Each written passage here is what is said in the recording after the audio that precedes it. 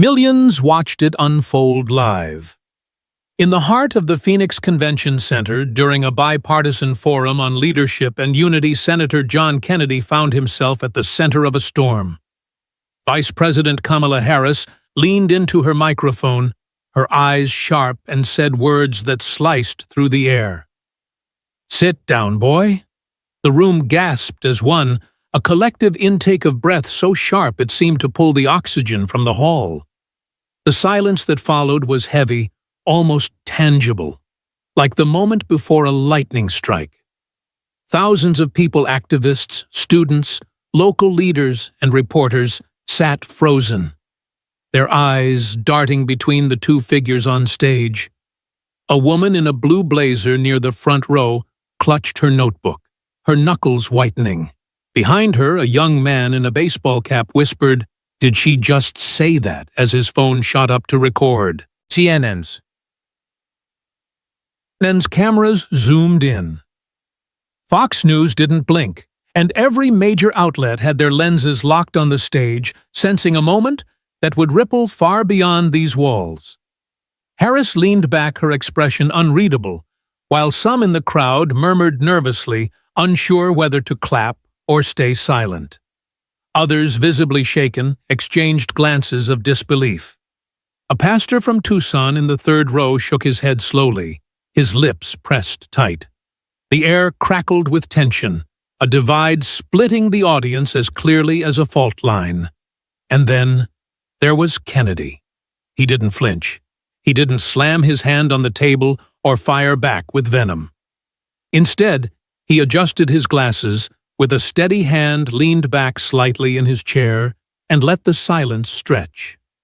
That small, deliberate gesture carried more weight than a shout. It said he was in control, unshaken, ready to respond on his own terms. The crowd leaned forward, waiting their anticipation so thick it seemed to hum in the air. Whispers rippled through the rows. "Is he going to say something?" a college student muttered to her friend. "He heard it right," another asked, her voice barely audible. Up in the press gallery, reporters scrambled fingers, hovering over keyboards, trying to capture a moment that hadn't fully unfolded.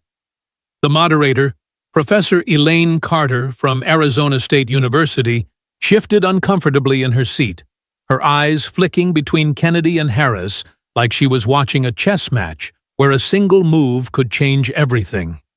The cameras tightened their focus. You could see the faintest tightening of Harris's jaw, a flicker of expectation in her eyes, as if daring Kennedy to react. But Kennedy didn't take the bait. He folded his hands on the table, his posture calm, almost serene, and let the silence grow heavier. It was the kind of silence that makes your pulse quicken, your throat dry. A man in a suit near the stage whispered to his colleague, "This is going to be everywhere tonight." His colleague nodded, eyes still glued to Kennedy, who sat unmoved, his gaze steady. Harris, sensing the quiet wasn't tilting in her favor, leaned forward again. "What? Nothing to say?" she asked, her tone sharp, almost taunting. A few nervous laughs broke out from one corner of the room, but they faded quickly, swallowed by the weight of the moment. Kennedy's lips curved into a faint, measured smile, the kind that says more than words could. He tilted his head slightly, meeting Harris's gaze with a look that wasn't anger, but something deeper, resolve.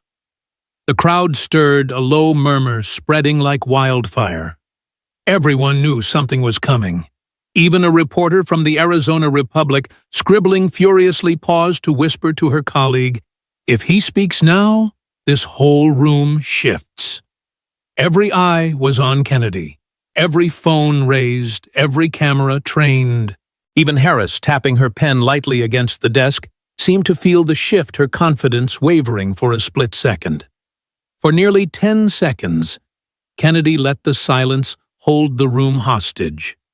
It was a masterclass in restraint, each second stretching the tension until it felt like the air itself might snap. A woman in the fifth row, clutching a program, whispered, "Why isn't he saying anything?"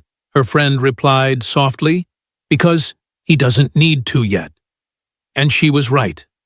Every moment, Kennedy stayed silent. He reclaimed the stage, turning Harris's words into a challenge he was choosing not to meet with fury. Reporters stopped typing, their fingers frozen, waiting for his voice.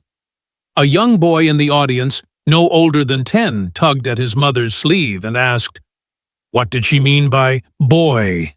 His mother's eyes, locked on the stage, murmured, "It's complicated, sweetheart." Harris, visibly impatient, leaned into her microphone again. "Come on, Senator, don't just sit there," she pressed, her voice carrying a mix of irritation and challenge.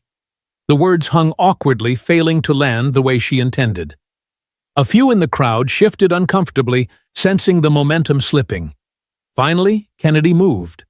He leaned forward just slightly, his hands still folded, and looked directly at Harris.